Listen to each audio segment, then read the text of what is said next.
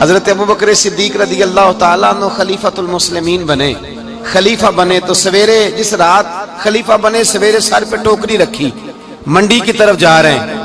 حضرت عمر فاروق رضی اللہ تعالیٰ عنہ مولا علی شیر خدا کو کسی نے بتایا کہ وہ تمہارا خلیفہ تو جا رہا ہے مزدوری کرنے، وہ تو جا رہا ہے کمائی کرنے۔ حضرت علی شیر خدا مولا کائنات جناب فاروق اعظم دونوں نے رستے میں روکا کہ ابوبکر کہاں جا رہے ہو؟ فرمانے لگے کام کرنے جا رہا ہوں، مزدوری کروں گا، منڈی میں جاؤں گا، تجارت کرتا تھا اس کو جاری رکھوں گا، بچوں کا پیٹ بھی تو پالنا ہے۔ اب تمہاری حکومت کے پیچھے بچے تو نہیں نا بھوکے مروا لینے، میں نے کچھ کرنا تو ہے۔ حضرت عمر کہنے لگے چلا آ کے بیٹھ، ہم صحابہ کو اکٹھا کرتے ہیں اور مال غنیمت سے تیرا وظیفہ لگاتے ہیں، آپ کو وظیفہ ملے گا ماہانہ، تو آپ بیٹھ کر کے مسجد میں تو ڈیوٹی کریں۔ بیٹھ گئے، مشاورت ہوئی تو حضرت ابوبکر صدیق رضی اللہ تعالیٰ عنہ سے پوچھنے لگے جناب بتلائیے آپ کا کتنا وظیفہ لگایا جائے؟ تو حضرت ابوبکر صدیق فرمانے لگے اتنا لگا دو جتنی ایک مزدور کی تنخواہ ہوتی ہے۔ تو ایک صحابی بول کے بڑے میٹھے اور دھیمے لہجے میں کہنے لگے ابوبکر اگر تیرا گزارا نہ ہوا تو، اگر تیرا گزارا نہ ہوا تو۔ حضرت ابوبکر صدیق فرمانے لگے اگر میرا گزارا نہ ہوا تو میں مزدوروں کی تنخواہوں میں اضافہ کر دوں گا، اگر مزدوروں کے گھر جلنے لگیں گے تو میرا بھی چلے گا، میں ان کی تنخواہیں بڑھاؤں گا صرف اپنی۔ تو مزدور کے حقوق کا تعین کیا۔ سب سے پہلے تو میرے نبی پاک علیہ السلام نے منع فرمایا، فرمایا جس کو مزدوری پر رکھو پہلے اس کے ساتھ اجرت طے کرو۔ حضور صلی اللہ علیہ وسلم نے فرمایا جب تک اجرت واضح نہ ہو جاؤ کسی کو کام پر، جب تک اجرت واضح نہ ہو جائے مکمل نہ ہو جائے کہ کیا دینا ہے طے کریں۔ کیا لوگے جو جناب دے دیں گے لے لوں گا، شریعت اس کو پسند نہیں کرتی، محبوب نہیں رکھتی۔ پہلے اس کے ساتھ پہلا حق مزدور کو یہ دیا کہ اس کی اجرت پہلے، بولیے اجرت پہلے اجرت طے ہوگی، یہ پہلا حق ہے۔ اور مزدور کا دوسرا حق کیا بیان کیا میرے نبی پاک نے؟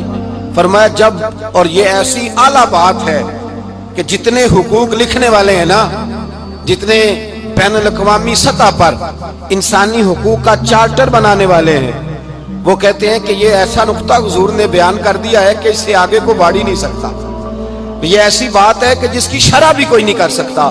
میرے حبیب کریم علیہ السلام نے فرمایا پہلے طے کرو، اور کیا خوبصورت لفظ ہے، قانون بنا دیا۔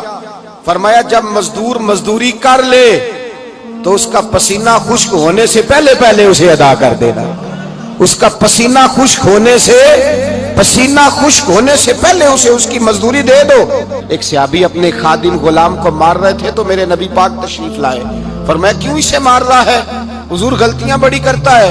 تو نبی پاک نے فرمایا جتنا تجھے اس پر اختیار ہے نا اس سے کہیں بڑھ کر میرے رب کو تیرے اوپر بڑا اختیار ہے۔ کہا حضور یہ بڑی غلطی کرتا ہے، میں آخر کتنا معاف کروں؟ تو حضور نے فرمایا اتنا معاف کر جتنا میرا رب تجھے معاف فرماتا ہے۔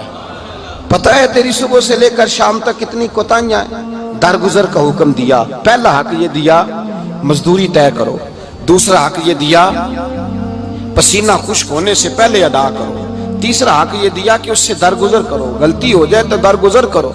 تو یا رسول اللہ مزدوری کتنی دیں؟ میرے نبی پاک بخاری مسلم حضور سید عالم صلی اللہ علیہ وسلم نے فرمایا مزدور کا حق بیان کیا نبی پاک نے، اور ایک بات ارشاد فرمائی تو اس کے اندر کئی پہلو، ایک حدیث میں کئی پہلو بیان فرمائے۔ حبیب پاک نے فرمایا جیسا تم کھاتے ہو ویسا ہی اسے، بھئی بس ختم ہو گئی بات۔ اتنی بڑی بات کر دی سرکار نے۔ کبھی دیکھا ہے آپ نے کہ مزدور کو ایسے کھلایا جا رہا ہو جیسا مالی کھا رہے ہیں؟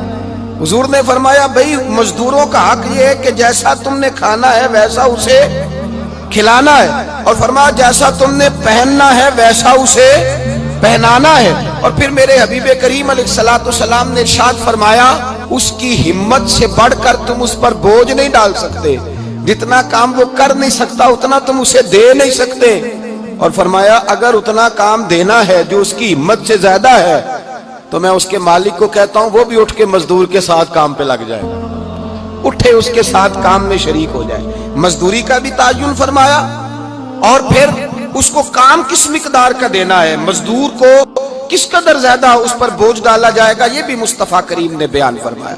فرمایا جو لا یکلف اللہ نفسا الا وسعہا، اللہ بھی تم پر وہ بوجھ نہیں ڈالتا جو تم اٹھا نہیں سکتے، تو کسی مزدور کو تم ایسا کام نہیں بتاؤ گے۔ حضرت عثمان غنی رضی اللہ تعالیٰ عنہ ایک دن حضرت عمر فاروق سے کہنے لگے عمر بس کر دے یار، تیرے بعد بھی تو لوگوں نے خلیفہ بننا ہے، کیسے کوئی تیرے رستے پہ چلے گا؟ تو حضرت عثمان غنی سے جناب عمر کہنے لگے کیا ہو گیا؟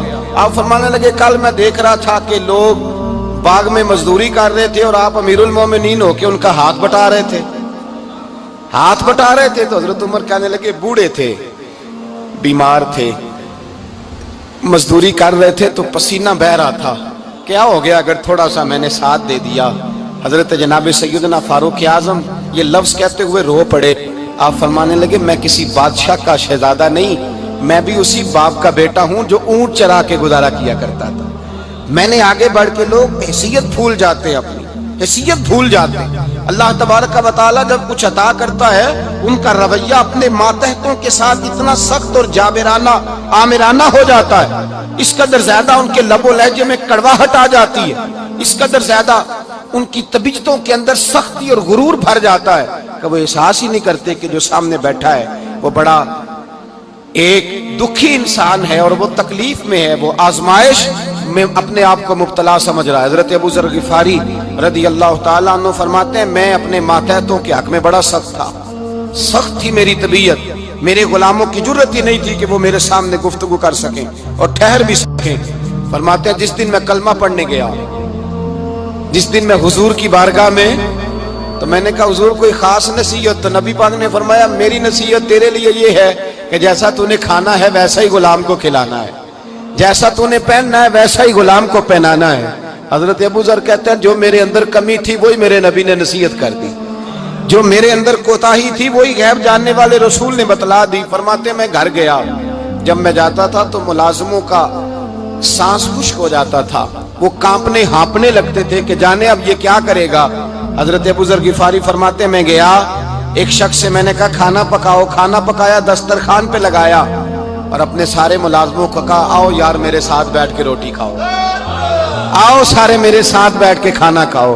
فرماتے ہیں انہوں نے کھانا کھایا، پھر میں ان کو بازار لے گیا، جیسے کپڑے میں پہنتا تھا ویسے میں نے ان کے لیے بھی خریدے۔ فرماتے ہیں میرے غلام کہنے لگے آقا خیر تو ہے نا، خیریت تو ہے نا، کیا ہوا؟ مزاج مبارک تو ٹھیک ہے، کیا ہو گیا؟ اور یہ جو ہم فضا کو اتنا خوبصورت دیکھ رہے ہیں اور یہ جو ہم اتنی پیاری ریم جھیم برستی دیکھ رہے ہیں یہ جاری رہے گی یا ایک دن کی ہے؟ تو حضرت ابو ذر غفاری رو پڑے، کہنے لگے اب تمہیں ابو ذر غفاری بدلا ہوا ملے گا، اس لیے کہ اب میں وہ نہیں رہا، اب میں رسول اللہ کا کلمہ پڑھ کے غلام مصطفیٰ بن گیا ہوں، اب میں بدل گیا ہوں، میری طبیعت بدل گئی۔